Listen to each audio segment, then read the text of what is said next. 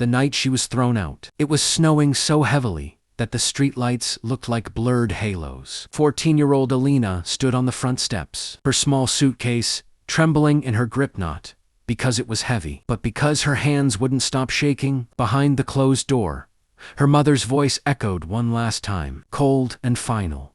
"Don't come back." Her father didn't say a word. He never did. And just like that, the door clicked shut, sealing away her childhood as if it had never existed. She didn't cry at first. Not when she knocked again and no one answered. Not when the porch light turned off. Not even when the cold started biting through her thin jacket. She just stood there, frozen in more ways than one, staring at the place that used to be home. It wasn't until a car pulled up slowly beside the curb that her composure cracked. An older woman stepped out, wrapping a thick coat around herself before approaching Alina. "Child, what are you doing out here alone?" she asked gently. Her name was Margaret, though Felina would later call her Nana. She had once been the family's nanny years ago, before being quietly let go. She recognized Alina instantly. That night changed everything. Margaret didn't ask too many questions. She simply opened her car door and said, "Come with me."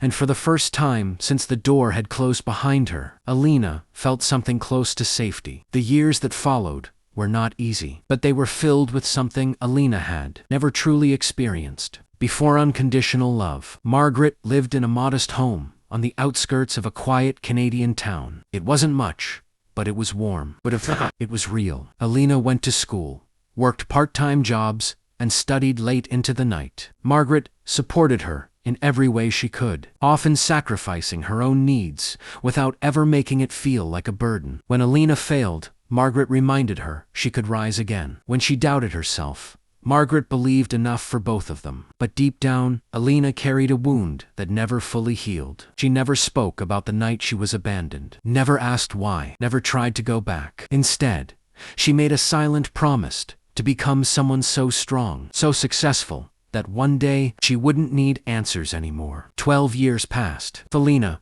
was no longer the frightened girl on the porch. She had become a confident, composed young woman who had built her own life from nothing. She graduated with honors, started her own business, and slowly turned it into a growing success. People admired her strength, her independence, her quiet resilience. But there was one thing she hadn't done yet: go back. One cold afternoon, eerily similar to the night, everything fell apart. The sleek black car pulled up in front of her childhood home. The house looked smaller now, older.